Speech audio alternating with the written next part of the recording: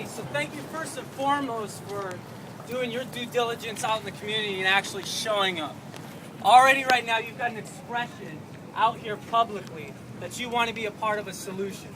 You're the people that are a part of that 99% that are desperately fighting to get us included to be what we need to get. The sorts of people that deserve the justice, economic justice, actual social justice, all of those sorts of things. And we want to hear, first and foremost, about your stories. What are your stories levying the storm that has been the recession? What are your stories growing up, seeing the changes that this community has actually seen and gone through?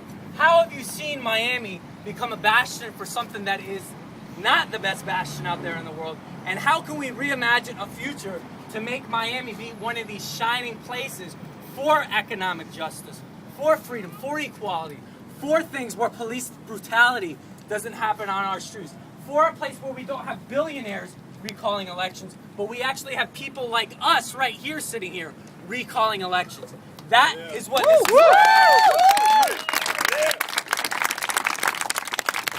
what we'd like to do is really just open this opportunity right now to really just have a free-form discussion about why is it that you're here? What is the thing that's turning you on to this sort of movement building?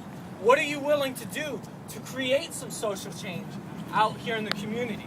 Let's just go over some ground rules for speaking, because we got a lot of people here, we got a lot of diverse people here. We want to be as inclusive as possible, all right? So some of the ground rules is just keep it short and concise. Say your main point, say what you got to say, share your beautiful experience that you've got so we can all hear it loud and proud, and then we'll move on and we'll hear from somebody else. You know, gentlemen in the crowd, you know, I'm a guy, I know sometimes we get a little bit over-assertive. We think we want to say a little too much. We might be shutting down conversation that's really, really brilliant that a lot of the ladies in here could really participate in. Let's be mindful, gentlemen, of overtaking conversation, all right? So, should we just get it started right now and have our conversation? Go ahead. Just one more thing to keep in mind when we're having this conversation. So, this is Twinkle Fingers. So, I don't know if some of you guys are... This is Twinkle Fingers, and this is something that you guys can use. So if you agree with something that somebody says, you don't need to say, oh, I agree with that, so that we can keep that space for other people to share their stories. But if you want to show that, you can do this. That would just help us keep that conversation moving. By the way, do you want a bullhorn? Because I have one in my car. Sure, yeah. If you I'll get it, okay. Woo!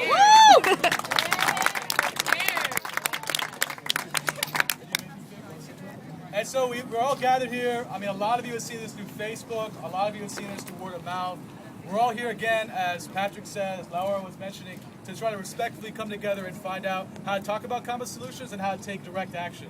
We're not going to have like top-down leadership. There's no one giving instructions. We're all just going to talk about first and foremost what the problems are in our community, how can we get to, where do we need to go, and how are we going to get there as a community. We also have to be mindful that this group in particular is not necessarily representing all of Miami. There's plenty of people who are Haitian in the community, there's plenty of people who are immigrants in the community. At some point in the near future, we do want to probably take care of that issue and make sure that the next time we meet up, or when we do take the action, that we try to make it as representative as possible. So in talking about all these issues, we should also be mindful about some of the critiques and also some of the positives, and try to see how we can balance all that out to make sure that we have like a really good action. Anything else? Also, another point, I know that I kind of overheard certain people who may not understand what's going on or have questions. Feel free to ask those questions, and we're not exactly the ones who are going to answer it. You have your peers among you. So don't be afraid to say, I don't know what's going on. You know, that's valid. Just the fact that you're here is amazing. That's a great start. So if you have a question, if you don't understand, if you want to know more about anything, please ask that question. Don't be embarrassed, because we're comrades. So that's also important. She has a question. I have a question, which is, are we going to vote on anything today? Or Yes. are we just... Okay. Yes, we probably will. I think we're trying to establish like goals for the next meeting as well, and also where we want to go, and so keep that in mind as well, like the spaces that you guys want to occupy. So that's also something that we want to consider if you guys just mull over that in the process as well. And before we begin, there's 2 housekeeping items. The first one is we're sitting out in the hot sun for a reason. It's because if people are coming in late, they can know that this is where they need to come. But if anyone feels uncomfortable, feels dizzy at any time, please feel free to let people know that. There's water. Does anyone know where the water is? It's over there. There's water right there by the tree. Please feel free to always go there and get water. It's ice cold. Please take advantage of that. We'll also have papers and pencils. If there's any kind of necessity as it arises, please check out the tree area. And at the end of this, we can probably take a tally of what kind of resources we need. Before we get into the bigger discussion, I think we do have NOG, our ACLU that's here. Right there. Okay, so if you could give like 2 minutes, just basically like know your rights. Sure. Yeah, everyone, before we get too far into talking about specific policy things or what it is that we're trying to do here, I just want to be sure everyone is aware that you do have certain rights as protesters, rights of free speech, rights if, you're engaged with police. I brought a few hundred pamphlets, so the information's all in the pamphlet, so I won't waste too much time here talking about it. I'm going to start some over here, some over here, some over here. I hope there's enough for everyone. If not, share. It's really great information, and it's going to help you protect your rights as these events go on.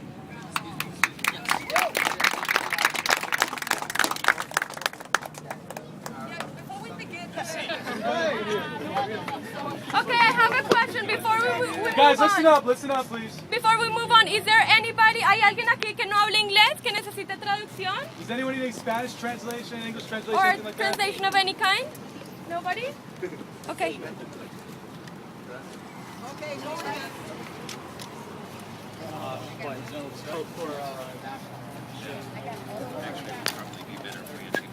Meet a bunch of people you've never talked to before. We're Republicans. Cool. So what we're gonna do, as we have our discussion, let's a minute and a pop. Minute each. All right, Yeah. a minute each. So we can do this by raising our hands. We'll point at you and then we'll let you roll. Go ahead, gentlemen. Come up Let's front! come up on the sketch. And I can't find a job that pays more than minimum wage or offers me more than 20 hours a week. My mom is sick, my sister's in college now and can't afford tuition, and my uncle just lost his house and his job. And the problem is that this is not an exceptional situation of mine. This is happening all across the country to all kinds of people. I've got a sick mother and barely any health insurance covering the bare minimum, but she needs more. We've lost the option of universal health care. We've lost so many health care options. We're losing that battle, and that's got to end. We have to step up. We've got to fix this issue. These corporations have too much power in our government, and that drowns out our voices. And the problem is that there's a huge difference in number. The way democracy works is that, the people have a voice. But the problem is that our voices, the 99%, our voices are being drowned out by the wealthy 1%. And that has to stop. And this is where we end it.